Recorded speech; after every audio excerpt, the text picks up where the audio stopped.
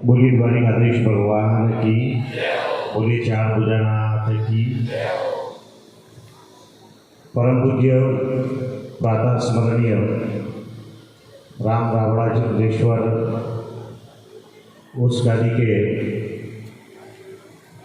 पूज्य जगतगुरु और जिनका संत समाज के अंदर एक ऐसा वर्चस्व है जिनके माध्यम से अनेकों संत इनके अनुयायी हैं। हम तो जिस कुल में जन्म लिया हम तो अनुयायी है ही, लेकिन जिन्होंने चोला पहन करके भगवा वस्त्र पहन करके ऐसे अनेकों सिद्ध पुरुष हैं जो इनके अनुयायी हैं। ऐसे परम पूज्य गुरुदेव की श्री चरणों में कोटिशः दंडवत प्रणाम करता हूँ। मंच पर विराजमान हमारे समाज के तत्व चिंतक परमादरणीय हरि जी भाई साहब को प्रणाम करता हूँ और आप सभी को जिनके अंदर द्वारिकाधीश भगवान चार भुजानाथ का अंश विराजमान है, ऐसी उन तमाम आज जो एक सिद्ध पुरुष के रूप में आपने अहोर से लगा करके चार भुजानाथ के दर्शन का एक बहुत बड़ा संकल्प लेकर के आप वहाँ पर पधार रहे हैं। मैं आप सभी के श्री चरणों में मेरा कोटिशः वंदन करता हूँ, क्योंकि यह वंदन ही हमारे जीवन के अंदर कहीं न कहीं कुछ न कुछ जो है जरूर देगा। आज का ये द्वारिकाधीश मंडल के द्वारा, जैसा कि आदरणीय भाई साहब जी ने कहा कि ये 10वीं यात्रा है और मुझे इतना अनुभव है कि जब पहली बार अगर किसी कार्यक्रम को करना होता है, जिसकी शुरुआत होती है, तो उसके अंदर कई प्रकार की दिक्कतें आती है, कई प्रकार की समस्याएं आती है। लेकिन अगर उन समस्याओं से व्यक्ति डर जाए, उन समस्याओं से व्यक्ति हार जाए, तो वो शायद शुरुआत भी नहीं कर पाता।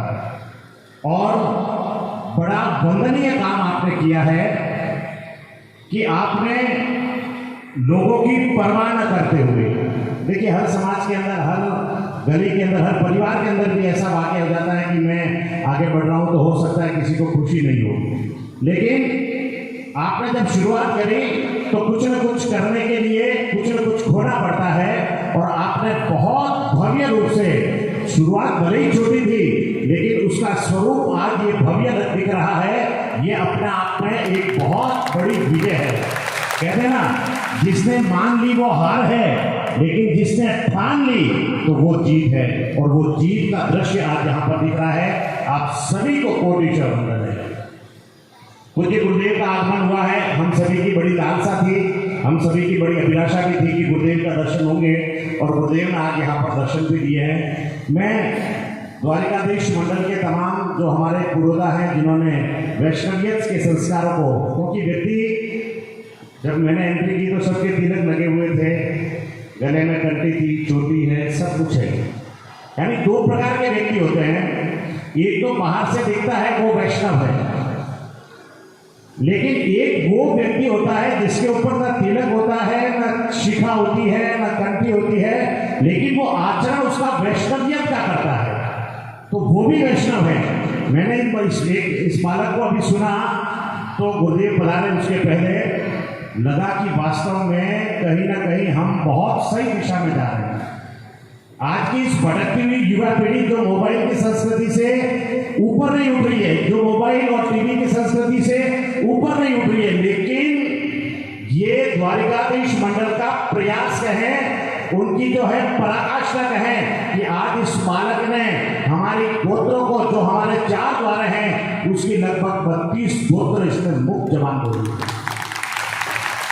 ये कितनी बड़ी बात है, क्योंकि बच्चे तो भगवान का स्वरूप होते हैं। कहते हैं कि जीने का सामान नहीं है और मरना भी आसान नहीं है। सच पूछो तो इस दुनिया में बच्चों से बड़ा भगवान नहीं है।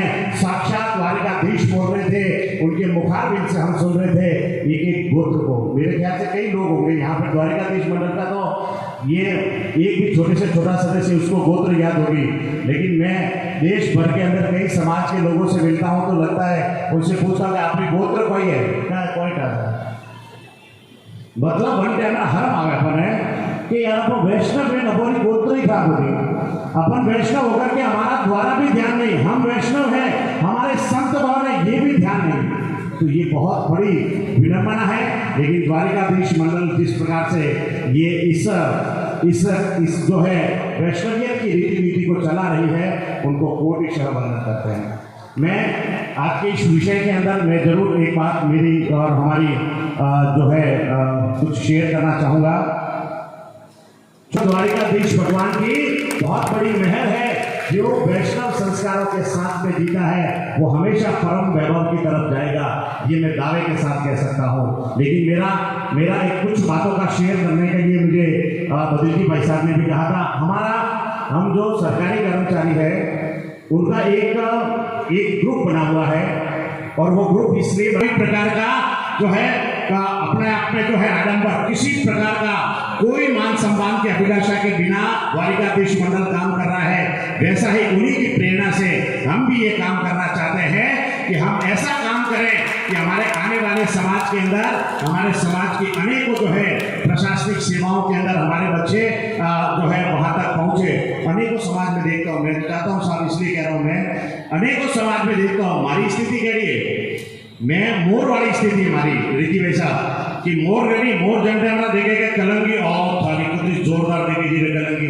मेरा रंग देखता हूँ, गला देखता हूँ, इतनी सुनहरा रंग आसमानी दिखता है। मेरे पंख देखता हूँ, इतने अच्छे देखता हूँ। लेकिन जब वो मोर अपने पैरों की तरफ देखता है तो उसको घृणा होती है कि मेरा सब कुछ सुंदर है, हे भगवान मेरे पैर इतने खूबसूरत क्यों नहीं बनाए, मेरे पैरों को कुरूप क्यों बनाए। ये स्थिति मेरी है कि अपना समाज खंडित हो रहा है। हमारे यहाँ पर अनेकों प्रकार के जो है छात्रावास बने हुए हैं, लेकिन क्या उस छात्रावास का उपयोग बच्चों के पढ़ाई के लिए होता है? क्या बच्चों के, आप सब जानते हैं, क्या बच्चों के पूरे देश भर के अंदर छात्रावास है, क्या उसमें बच्चों की पढ़ाई के लिए कोई काम होता है? क्या नहीं होता है। हम लोग खाली विवाह शादी वगैरह के लिए उसको देकर के अपनी जो है अर्थ की कमाई करते हैं। मेरा ये निवेदन है, मुझे बद्री जी भाई साहब ने कहा कि ये विषय रखना है, और इसीलिए मैं रख रहा हूँ कि हमें ये सोच करके कि हमें अपने बच्चों को इस प्रकार की रीति नीति के साथ में जोड़ना पड़ेगा, इस प्रकार के जो है आज के वातावरण के साथ में जोड़ना पड़ेगा, तब जाकर के हमारा समाज विकसित होगा। क्योंकि कहते हैं ना कि शिक्षा का हो ध्येय अगर संस्कार मनुष्य को सिखलाना, शिक्षा का हो ध्येय अगर संस्कार मनुष्य को सिखलाना, और शिक्षा बिना यहाँ कौन बुनेगा ताना बाना। अरे तुम लाख ताकतवर हो लेकिन शिक्षा के बिना कुछ कर नहीं सकते, लेकिन शिक्षा का अगर परम वैभव मिला तो तुम समाज को आगे बढ़ा दोगे। मेरा निवेदन रहेगा कि हम शिक्षा के बिना कुछ भी नहीं कर सकते, इसलिए मेरा अनुरोध रहेगा शिक्षालयों को कुछ न कुछ है उन्नत बनाने में हम सभी की भूमिका बने। आज का विषय बड़ा कहना चाहिए कि बड़े हर्ष और उल्लास का विषय है। एक थोड़ी सी बात और कहना चाहूँगा, उसके बाद में मेरा स्थान ग्रहण करूँगा। मैंने ग्रुप के अंदर अनेकों अपने समाज के ग्रुप है, उस ग्रुप के अंदर जो हमारे द्वारिकाधीश मंडल के जो महानुभाव हैं, जो नृत्य कर रहे हैं, आनंद ले रहे हैं, ठाकुर जी की भक्ति के अंदर मजे ले रहे हैं, उसके ऊपर किसी ने कुछ कमेंट किया था, मुझे बहुत बुरा लगा वो चीज को। लेकिन मैं इसलिए ये कह रहा हूँ कि ये ठाकुर जी महाराज में दुर्दर्द मिटाए जाते हैं, ये पैदल चलने वाले तो सीने से लगाए जाते हैं। ये महफिल है मस्तानों की, हर भक्त यहाँ दीवाना है, पर जिनको संदेशा जाता है यहाँ तो वही बुलाए जाते हैं। कन्नी ताकत नहीं है, कन्नी ताकत नहीं है कि वो आरण के सामने द्वारिकाधीश मंडल रहे, 4 भुजानाथ भी पैदल यात्रा में जा सको। कन्नी ताकत नहीं है, जरा तक ठाकुरी नरगोरी नहीं है, जरा तक बड़े हाल वाली क्षमता भी पैदा नहीं है। आप लोग तो बहुत वंदनीय है, आप लोग तो बहुत अतुलनीय जो है आपका योगदान है। आपके श्री चरणों में कोटि कोटि वंदन करता हूँ, और वैष्णवियत के संस्कार को लेकर के आप चल रहे हैं, इसके लिए तो आपको दंडवत प्रणाम करता हूँ। हमारे जितने भी द्वारिकाधीश मंडल के जितने भी पुरोधा है, युवा है, उनके मन के अंदर ये भाव है कि हौसले बुलंद हो तो राह मिल जाती है, और समाज की देखो तस्वीर बदल जाती है। अरे पलट कर लेता है नौजवान जब करवट, तो समाज तो क्या देश की तकदीर बदल जाती है। ये तमाम नौजवान साथियों के लिए कोटिशः वंदन, और द्वारिकाधीश मंडल के तमाम बुजुर्गों के लिए भी डोकरा भी बराबर आ रही है।